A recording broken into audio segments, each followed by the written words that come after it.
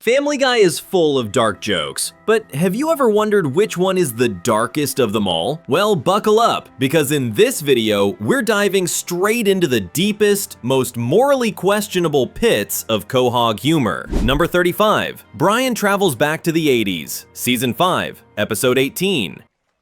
I would eat your poo. In this episode, Death gives Peter a wish, and instead of, curing world hunger or something useful, Peter chooses to go back to 1984 so he can relive his glory days at 18.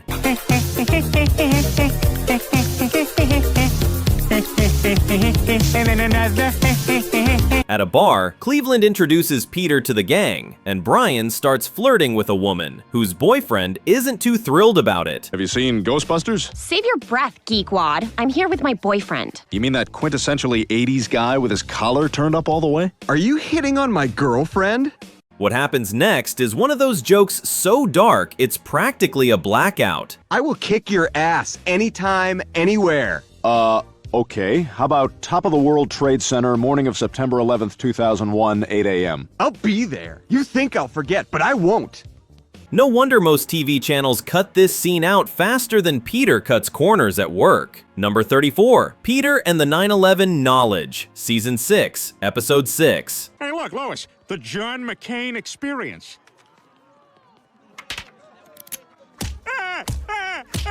I want to be president!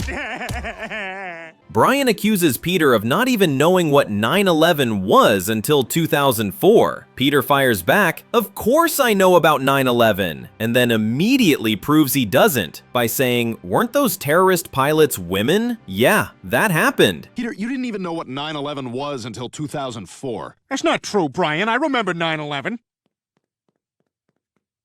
Heh, must have been a woman pilot, eh? It's the kind of joke that makes you laugh first, then immediately check if you're going to hell for it. Number 33, Meg's Pregnancy, Season 6, Episode 7. Meg thinks she's pregnant, and Peter, being the world's most responsible father, forces her boyfriend to marry her. I just want to talk to him. I just want to shoot him. I just want to talk to him. You can't shoot him! Wait, what? What are you doing? You got my Meg pregnant! Lois, trying to talk sense into Meg, suggests maybe she handle the situation another way. But when Meg refuses an abortion, Lois drops a line darker than Stewie's soul. "You don't need an abortion, sweetie. Just drink and smoke a lot. The problem will take care of itself." You know, there are other options. Mom, I'm not getting an abortion. Well, I'm not saying an abortion per se, but maybe you just drink and smoke a lot. What? That's not parenting advice. That's a Family Guy scriptwriter on 3 cups of coffee and 0 conscience. Number 32, Baby Susie's Birth, Season 7, Episode 7. After what felt like 7 seasons of pregnancy, Bonnie finally gives birth to baby Susie. Hold on, the wheelchair is coming first. And here's the baby. Quagmire, of course, is there to celebrate, and immediately ruins the moment with, "Wow, hard to believe she's already 18. She's beautiful. Isn't she, sweetheart? She sure is, Joe. It's hard to believe she's already 18. Classic Quagmire, the only man who can turn a baby announcement into a crime scene. Number 31, Miley Cyrus Parody, Season 8, Episode 5. In one TV gag, Miley's dad tells Hannah not to go out for a photo shoot until she finishes her homework. Sorry, but you know the rules. Hannah can't do the photo shoot until Miley finishes her homework. You can't tell Hannah what to do. She's not your daughter. Miley snaps back, "You can't tell me what to do. You're not my real dad." To which he coldly replies, "Put the wig on." Wait, so Miley's my daughter, but Hannah isn't? Right. Great. Put your wig on. Shut up. This is real. That's not just dark, that's the kind of joke that makes you stare at the screen and go, "Wait, did they actually air that?" Number 30, Quagmire Hits the Jackpot, Season 3, Episode 15. In this episode, Stewie goes on a quest for ultimate psychic power. Your body and you. Every 4 weeks for 3 to 4 days, it's entirely normal for every young woman to... Oh my God! Oh, that's the most disgusting thing I've ever heard in my life! When he overhears Cindy saying the word pyramid, he instantly assumes that's the source of all power, because of course he does, and decides to eliminate her so he can take her place at the top. Hello, Cindy. I'd feel worse about this if you didn't spell your name with that insufferable I at the end. Oh, and that cock-a-doodle smiley face you used to dot it. You sicken me! I'm not gonna hurt you. I'm not gonna hurt you. He ties Cindy up, gags her, and locks her in a bathroom stall. Then Quagmire walks in, sees her bound and gagged, and cheerfully says, "Dear Diary, jackpot." Dear Diary, jackpot.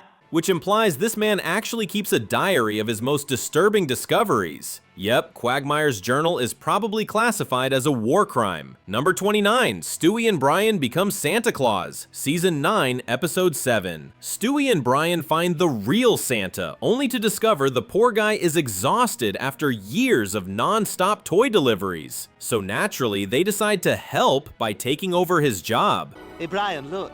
That one reindeer just kind of pooped in the other reindeer's face, and the other reindeer just kind of ate it. Isn't Christmas magical? But the moment they reach the first house, everything spirals out of control. Hey, Brian, look. That one... Brian, knock it off! Aw, man. You jackass! Hey, who the hell are you? Hello? What are you doing in my house? We're Santa Claus. Brian makes too much noise, the homeowner catches them and threatens to call the cops. And Stewie's solution? Grab a baseball bat and go full GTA. We forgot the presents. It's kind of a funny story. What the hell did you do? He was gonna call the cops, man. You can't call the cops on Santa. Now help me move this guy's body. They drag the man's body to the shed, realize he's still alive, and Stewie's like, not for long. Duh, he's still alive. Then, when the wife and daughter walk in, Brian restrains them while Stewie continues the carnage. Quick, Stewie, get the bat! Help! Help! Mommy! Duct taping the little girl like it's Home Alone, the horror edition. It's okay. It's okay. Brian, see if you can find some duct tape. Oh my god, oh my god, oh my god, oh my god. All right, let's get this place cleaned up. All this while dressed as Santa Claus. Ho ho, holy hell, that's dark! Number 28, Peter the OBGYN, Season 14, Episode 2. At one point, Peter somehow becomes an obstetrician. Yes, someone actually trusted him with medical equipment. When showing a couple their ultrasound, Peter looks at the screen and casually says, "Well, it's not breathing." Well, I got the results of your ultrasound, and I got some news for you. Wait. We don't want to know if it's a boy or a girl. Oh, okay. Well, it's not breathing. That's it. No setup, no follow-up, just pure, unfiltered Family Guy darkness. The kind that makes you laugh and then instantly question your life choices. Number 27, Peter's drunk driving disaster. Season 9, Episode 2. Hey, where is Diane, Ollie? She dead! Thanks, Ollie. Yes, Diane is no longer with us. She was shot by an unknown assailant after she herself committed a series of gruesome murders. I'd like to welcome our new co-anchor, Joyce Kinney. Welcome, Joyce. Thanks, Tom. Wow, you sound crazy nervous. A local news report says police are investigating a hit and run caused by a drunk driver in Quahog Park. 2 children are missing. Cut to Peter holding a beer and noticing 2 kids' bodies dangling from his car. Huh, I was just there. In local news, there was a hit and run by a drunk driver today at Quahog Park. 2 children are missing. I was just there. That right there is peak Family Guy. Humor so dark it makes you feel like you need to confess after laughing. Number 26, Peter hitchhikes with Cleveland. Season 3, Episode 6. Death sends Peter back in time to help fix his relationship with Lois. While there, Peter meets a young Cleveland, who kindly gives him a ride to Rhode Island. So where is it that you need to go, my new honky friend? Rhode Island. That's not too far, is it? Nothing's too far away from Maxine the cheating queen. Women. That's not fair. I'm just speaking out of hurt. Everything's fine until a truck full of KKK members suddenly appears, chasing them down the road. Peter, blissfully ignorant as always, shouts, "We're being chased by ghosts!" That truck's coming up on us awful fast. Holy crap! Do you see what I see? I'm afraid I do. We're being chased by ghosts! That line is a perfect example of Family Guy's signature dark comedy, using Peter's stupidity to highlight the absurdity of racism, while creating that awkwardly hilarious tension between him and Cleveland, who definitely knows those ghosts aren't Casper. Number 25, Stewie Meets Jerome, Season 8, Episode 7. When Peter brings his new friend Jerome home, Lois suddenly realizes, uh-oh, that's her ex-boyfriend. Meanwhile, little Stewie, seeing a tall black man in the house, immediately assumes they're being robbed. You guys know each other? Know each other? Peter, Jerome is an old boyfriend of mine. What? Oh, sorry, I was out of it. Wait, are we being robbed? Classic Family Guy logic, but things spiral when Peter gets jealous over Lois's old flame. She accidentally mixes up 12 years with 12 inches, which sends Peter into an emotional meltdown of biblical proportions. Yeah, I mean, Jerome and I dated over 12 inches ago. I said inches. What did I just say? I'm sorry. Okay, look, just relax. Later, Peter literally burns down Jerome's house, because that's what reasonable adults do, forcing Lois to let Jerome stay with them. Peter then goes full KKK theater mode and dresses as the ghost who carries a torch to scare Jerome away. Peter, what are you doing? Oh, surely, Jerome, you don't want to stay in the same house as a ghost who carries a torch around. Oh, fire ghost. Oh, you scared yet?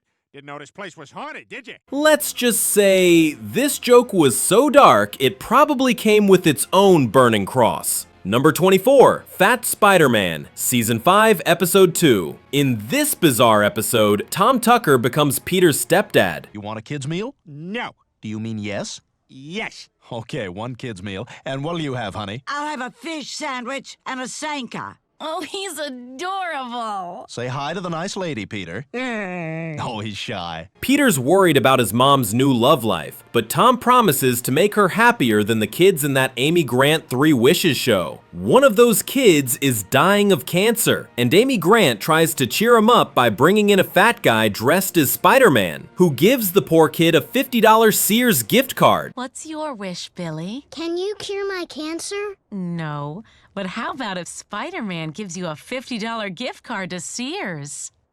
Here, get well. Yeah, nothing says miracle of life like a chunky Spider-Man and store credit. Only Family Guy could turn childhood cancer into a setup for a Sears joke. Number 23, Stewie Goes to India, Season 14, Episode 20. Stewie tags along with Brian to India, where Brian wants to meet his long-distance girlfriend.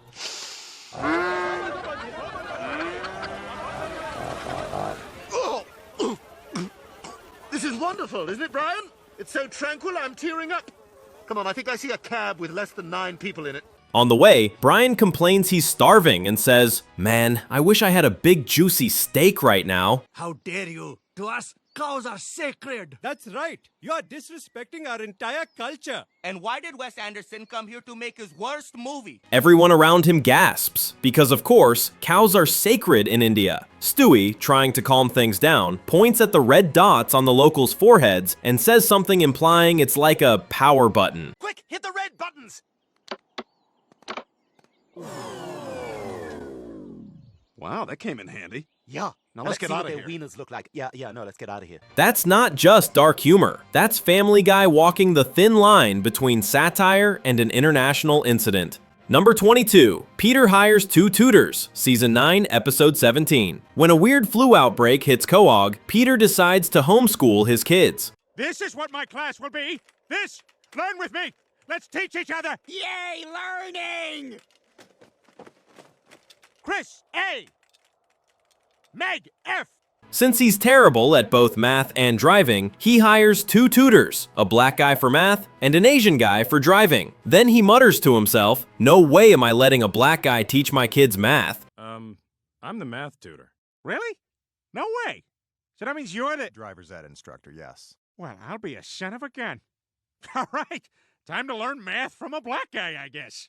That's Family Guy at its most uncomfortable best, turning Peter's casual racism into a brutal social mirror. You laugh, you cringe, and you question humanity all at once. Number 21, The Marathon Joke, Season 8, Episode 4. While waiting in line for cheap DVDs, Chris asks why they're even there. Peter replies, because DVDs are as useless as white marathon runners. Cut to a race scene. White runners get a head start, but still lose to the black runners starting later. On your marks, get set, white guys, go!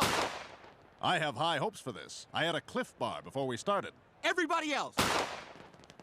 Phew, thought they were coming after us. It's the kind of dark satire Family Guy nails, mocking white privilege and systemic advantage in a way that's both brutal and weirdly profound. It's social commentary, wrapped in offensive stupidity. Number 20, Bin Laden Meets Stewie, Season 2, Episode 13. In Road to Rhode Island, Stewie sings On the Good Ship Lollipop to distract airport security. On the good ship, lollipop, it's a sweet trip to the candy shop where bonbons play on the sunny beach of Peppermint Bay. In a scene that was so controversial it got cut after the first airing, but still appears in the freakin' Sweet collection. Let's hope Osama bin Laden doesn't know show tunes. God, I hope I get it. I hope I get it. How many people does he need? How many boys? How many girls? And here's the kicker. This episode aired before 9/11. Yeah, Family Guy unintentionally predicted terrorism with a show tune. Number 19, Big Hero, Season 5, Episode 4. In this episode, Stewie and Brian join the army and get stationed in Iraq. Surprisingly, they find the locals to be friendly and welcoming, until they stumble upon two men planning a suicide bombing. Okay, I go in store, I throw backpack, Big Boom. No, you are Big Boom. Big Hero. Okay, right, so I throw backpack, come back and have Big Hero party with many virgins. One of them, holding the bomb, proudly says he'll survive the blast and come home a hero. No, you Boom. Oh, okay. I put on backpack, boom. Then I come back, Big Hero virgins. Okay, yeah, see you in a few minutes, Big Hero. And that's where the dark humor hits. The heartbreaking absurdity of a man preparing for a suicide mission, yet naively believing he'll live to enjoy the rewards. It's Family Guy exposing the cruel manipulation behind extremism, all while making you choke on your laughter. Number 18, Radaman, Season 4, Episode 14. The episode opens in Afghanistan, where Osama bin Laden and his crew are filming a threatening message to America. This is a message to all American infidels. Prepare to die in a sea of holy fire. You will be punished for your decadent ways on the first day of Radaman. But instead of being menacing, bin Laden keeps giggling, fumbling his lines, and even mispronouncing Ramadan as Radaman. Wait a minute, did I just say, what did I say, Radaman? Ramadan. Radaman, what is that? Yeah, maybe Dennis Radaman is going to punish you with his crazy hair. No? This is Family Guy's brand of dark genius, taking something terrifying and turning it into pure ridiculousness. By mocking the extremist seriousness, they turn fear into farce. The power of the scene lies in how stupidity deflates evil. Oh, yeah, look who's snickering over there, mister. I can't do a suicide bombing because I'm sick. He had a note. He got you. He had a note from his doctor. He brought a note from his doctor. It's a suicide bombing. Number 17, No One Cares About Meg, Season 12, Episode 21. After getting fed up with his idiotic family, Stewie decides to literally reboot his life by being reborn into a wealthy British household. The only thing in this crib is a 19th century dueling pistol. Ah! It's loaded? Who dares to shoot the bow tie off my cat? We duel at dawn. I'm just a baby! So am I. But even there, he realizes he doesn't belong, so he plans to return to the Griffins. Morning. Morning? Morning. Morning. Morning. Morning. Morning. Did you see something suspicious about that baby? Well, I did at first, but then he's got the tea vouching for him, doesn't he? Except things go sideways when a gun-obsessed maniac tracks him down. Oh my God, Stewie, you okay? Quick, somebody call an ambulance. This could need stitches. We don't want this to leave a scar. The guy fires a shot at Stewie, misses, and the bullet hits Meg in the head instead. She drops dead instantly. No, there's no time for an ambulance. We gotta take him to the hospital right away. Guys, I'm all right. I think Meg... Oh my God, he's delirious. He's talking nonsense. Quick, everybody in the car. The scene was so dark, so unexpectedly brutal, that Fox straight up deleted it from the final cut. Which says a lot, considering this show has aired a man fighting a chicken through multiple cities. Number 16, Stewie's Revenge on Brian, Season 12, Episode 16. Brian, knowing he has herpes, still makes a blood pact with Stewie and infects him. Stewie becomes an outcast, humiliated and furious, vowing revenge. I have herpes. Really? Yeah. Well, that's okay. I mean, if we're careful about it, it shouldn't be an issue. And the truth is, I like you so much, I'd do anything to make this work. Later, when Brian confesses his condition to his girlfriend, she accepts him anyway. Overjoyed, he prepares to propose, until bang! A sniper's bullet takes her out mid-sentence. Oh my God, I'm so happy to hear that. I feel the same way. Oh, Tiffany, you know, I know this is crazy and like super sudden, but will you... You're gonna die alone, you dick! The scene was so dark and twisted that even Family Guy's producers said, yeah, maybe not, and cut it entirely, but fans still talk about it. The day Stewie Griffin went full Quentin Tarantino. Number 15, Peter's Laptop, Season 13, Episode 6. In this episode, Peter decides to play wingman for Jesus himself, helping the Son of God find a girlfriend. What do you mean? I'm saying, Jesus, we are gonna help you lose your virginity. God, I love sex. After several failed attempts at flirting in person, how's the wine? It's terrific. That's my blood, you know. Where are you from? Israel. Peter brings Jesus home and suggests online dating. But when he opens his laptop, everyone sees what he's really been watching: corn films. Yeah, the internet kind. A lot of POV stuff. Yeah, I like to pretend it's mine down there what's doing all the slapping. Peter, how old is that girl? Excuse me, won't you? Number 14, The Skin Color Chart, Season 11, Episode 15. Peter befriends a Muslim man named Mahmoud, and they get along so well that Peter fully adopts his friend's lifestyle. Yes, the team I like is kicking it. Oh no, the team I don't like is kicking it. Yes, the team I like is kicking it again. I will celebrate with finger symbols. Hey, is that for real, that diarrhea-only sign on your bathroom? Unfortunately, Mahmoud turns out to be, well, a terrorist and drags Peter into a plot to blow up a bridge. He's the perfect man to help us blow up the Quahog Bridge. Ah! Oh my God! Everybody down! So are these toys just like to take? As they drive across it, there's a quick, brutal visual gag. A police officer holding up a skin tone chart to decide who's allowed through.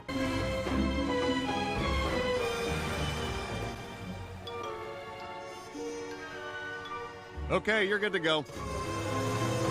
It's short, shocking, and one of the darkest moments in the show. A raw jab at racial profiling and Islamophobia that made even longtime fans go, whoa, they really went there. The episode was actually banned for a while after airing, proving that Family Guy doesn't just cross lines, it pole vaults over them. Number 13, Super Death, Season 10, Episode 9. When Carter takes Stewie out for a drive, he falls asleep at the wheel and crashes into a tree. Where are my knitting needles? Goodness dear, I'm so sorry. No worries. Now I can work at Hot Topic and make people sick as I ring up their purchases. The icy road causes a massive pileup. Even Death's car gets wrecked. That's right, Death himself dies. Then, Super Death appears, basically Death's boss, and declares that the Grim Reaper is officially dead. Oh, damn it! Dude, bad news. You're dead. What?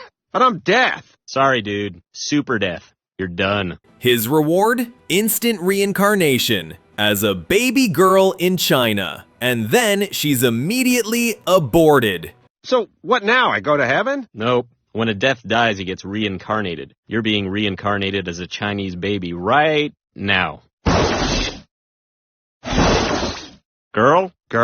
Yeah, that's the joke. A savage jab at China's gender bias and one-child policy. The kind of punchline that makes you laugh and then audibly whisper, oh my God. Number 12, Peter's Favorite Record, Season 7, Episode 2. At a retro 50s style diner, Peter becomes obsessed with a record, Surfin' Bird. Lady on the toilet. The bird is the word. Hey, don't you know about the bird? Sure, everybody knows that the bird is the word. Oh, well, a bird. Before getting his hands on it, though, he pulls one of his darkest moves yet. He offers to trade his daughter Meg just to get the record. Let's see what your daughter looks like. She's right there. Okay, I'll do her. But can you tell her to cry and beg me to stop?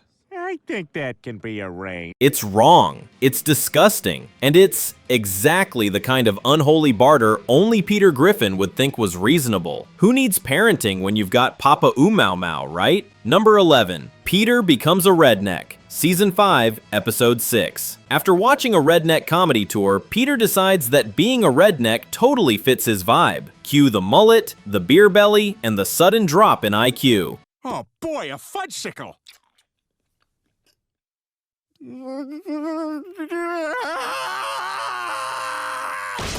His family's terrified, and for good reason. The first victim of Redneck Peter is Meg. He invites her to drink beer with him in the backyard, then starts dropping creepy, twisted comments that make her bolt in fear. Meg, I'm a redneck, which means I am about to do something to you that you will not remember until you're 40. Meg, come back here! I meant sex! That's not just a joke. That's Family Guy weaponizing awkwardness and turning it into psychological warfare. In this highly controversial episode, Lois agrees to be a surrogate mother for her best friend, but Peter is completely against it. He tries every possible way to make Lois miscarry. Yes, it's as dark as it sounds, but fails every time. Oh no, Lois, those are 90s black guys. Those aren't 80s black guys at all. Run! We're here to dance for the kids. Run, 80s black guys! You're no match for the 90s black guys! Then, tragedy strikes when the couple who wanted the baby dies in an accident, and the Griffins decide to terminate the pregnancy. Of course it's a big decision. Life is full of big decisions, like deciding whether or not to have Indian food. Lois, do I need to do anything tomorrow that doesn't involve me being bent over in excruciating pain 3 feet from a toilet? No. Time for some tikka masala. But at the last minute, Peter changes his mind, claiming God wouldn't want us to harm a child. Brian, fed up with Peter's hypocrisy, asks, what if the girl got pregnant after being assaulted? To which Peter calmly replies, then maybe she should have thought twice before asking me for directions. It's still a person, Brian. It's a woman's responsibility to carry it to term. Well, what if a woman is raped? Maybe she should have thought of that before she asked me for directions. Huh? Yeah, that one line alone could make the Vatican's Wi-Fi crash. And just when you think it can't get darker, it does. The episode ends with another twisted joke that leaves you questioning how this show still airs on TV. Another little voice in the back seat of the car. One more Griffin to love and to love us in return. We had the abortion. Number 9, The Straight Camp, Season 7, Episode 8. When Peter suddenly turns gay, yes again. My soulmate, Lois. I'm here, I'm queer, but don't get used to it because I'm leaving you. What? I'm sorry, Lois. I can't deny who I am any longer. I am Peter Griffin, homosexual. And that's how I'm gonna live my life. Lois is devastated. So Stewie and Brian come up with a plan to fix him by sending Peter to a so-called straight camp. On day 1, the coach makes everyone prove their masculinity by hitting a gay man named Harry with baseball bats. Hi, fellas. I sure do love being gay. Harry's choice of lifestyle is wrong, so we're gonna beat him up for it. Now, take these baseball bats and get to it. But instead of attacking him, Peter and the others, well, let's just say they swing in a totally different way. All right, good so far. No, don't use the bats like that. No, don't use them like that either. All right, look, just put him down and use your fists. No, not like that. The result? A darkly hilarious moment that turns toxic masculinity into pure absurdity. Number 8, Carter the Orphan Collector, Season 5, Episode 16. Come on in. Your family's waiting in here. There are toys and a puppy and food that's not served from warming trays. Carter tells Chris that every first Thursday of the month he visits an orphanage, picks a child, fills out all the paperwork, and then doesn't take them home. Come on, you gotta want it. Oh, you gotta do better than that. Okay, I guess you don't want a new family, toys, and a puppy. He laughs, thinking it's classy humor. But let's be honest, that's not comedy. That's the emotional equivalent of kicking a puppy. One of the darkest jokes about wealth, privilege, and cruelty in the entire series. Number 7. Peter's Bull Ride, Season 8, Episode 11. Peter decides to join Quahog's bull riding competition and starts training, using his own son as a practice dummy. Because, you know, why not? Chris, it's time for supper.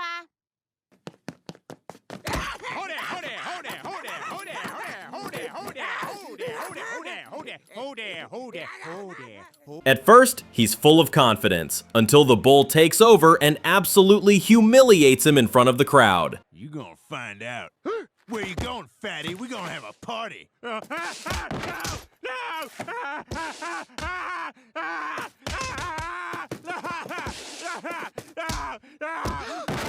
The scene turns from funny to unsettling real quick, showing just how far Peter will go for fun. I got a house on the Cape. Maybe you come visit.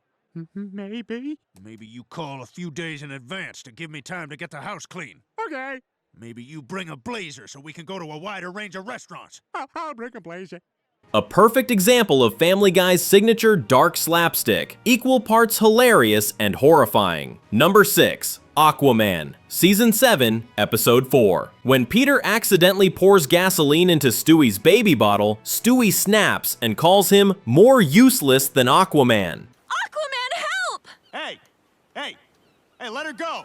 Or what? Or, I don't know, man, but you're lucky you're not doing that over here in the ocean, or else I would stop you. And boy, does the show prove that point. We see Aquaman watching helplessly as a woman gets assaulted on the beach, and all he can do is yell from the water, "Hey, stop that, or I'll splash you." For God's sakes, help! Do something! If you don't like starfish, you're gonna be mad about what I just did. Oh God, help! This gag slices deep beneath the humor. It mocks how some people with power, or heroes, fail to act when it truly matters. You're in for it now, buddy. I got like 5 fish coming to help. Oh, here they are. Help! He's hurting me! Well, maybe you shouldn't have let him on. Beneath the laughter lies one of the show's most cutting social commentaries. Having power means nothing if you don't use it to do good. Number 5. Quagmire and Marge, Season 6, Episode 2. A lot of time and energy to this relationship with some expectation that it could grow into something much more significant. And if you're just stringing her along, well then I gotta say, I've lost a lot of respect for you, Brian. While Brian and Lois are in the middle of an argument, a billboard for The Simpsons flashes by with Marge waving happily. And out of nowhere, Quagmire appears and, well, forces himself on her. See, that wasn't so bad, was it? Oh, I gotta say, that was fantastic. What do you say we go back to your place for round 2? Sounds good to me. Wow, 3 times in a row. You're amazing, Glenn. Shockingly, Marge ends up praising him afterward. Yeah, even describing this makes my soul need therapy. Hey, what's going on here? Ah! Get off my wife! Oh my God, oh my God! You shot my homie! I'm calling the police! It gets worse. Marge brings Quagmire home, where Homer catches them. Enraged, he grabs a gun and kills everyone in the house. Ay, caramba! Mom and Dad are dead! Oh no! Who will pay for my saxophone lessons?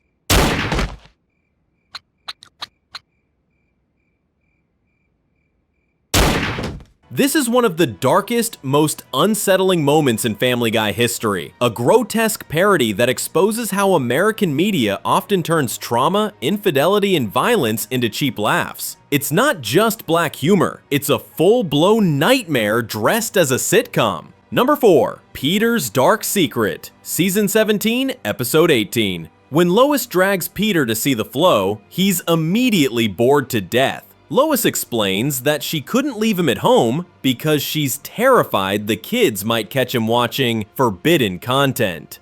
What I wouldn't do to that. What? No, it's not even mine. I just clicked on it. And come on, it's not like it's gay corn. It's gay corn. It was baby corn. This joke was so disturbingly dark that even describing it could get your YouTube channel demonetized. Number 3. Quagmire's White Noise. Season 9, Episode 11. Peter and Chris get trapped in a basement. Hey, Meg! Hanging out with all your friends? Hey, Will! The ocean's that way! Good one, too. So they try to call for help by blasting the radio at full volume. The only one who hears it? Quagmire. But instead of helping, he turns on something he calls white noise to drown out the sound and go back to sleep. What the hell? Oh, for God's sakes, where's that white noise machine?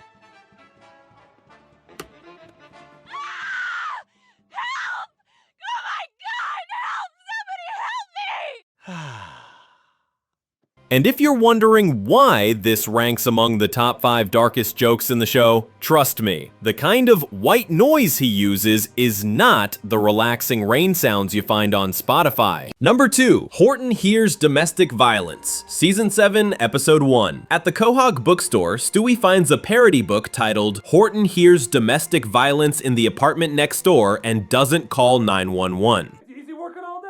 No. You think I like it? I don't think it's easy, but yes, I do think you like it. No, I like being away from you because I can't stand looking at you. Yeah. Exactly like that. Horton just sitting there, reading peacefully, ignoring the screams.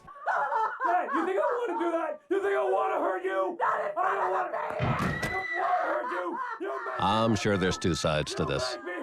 It's one of Family Guy's most disturbing examples of dark humor. A single gag that manages to be funny, horrifying, and socially biting all at once. Number 1. The 2 darkest moments in Family Guy history. First, in Season 7, Episode 9, Peter, being his usual clumsy self, shakes his baby, Peter Griffin Jr., to stop him from crying, and accidentally kills him. It's just so horrible. I'm sorry, Lois. I thought if I shook him enough, he'd stop crying.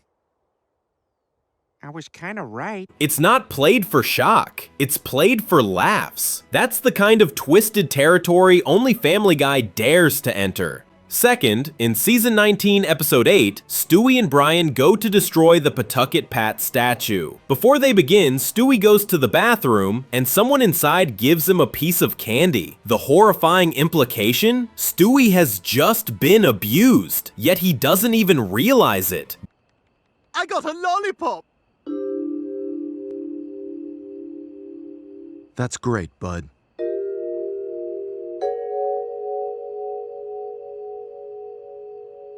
Brian, who does understand what happened, completely ignores it and moves on. Now let's stop talking about that lollipop and get to work. This moment is pitch black, not only because it tackles child abuse, but because it shows how apathy and moral detachment can be just as disturbing as the act itself. And that's my pick for the darkest jokes in Family Guy history. But what about you? Which moment made you stare at your screen and say, oh my god, they actually went there? Let me know in the comments. Just maybe don't watch these clips before bedtime.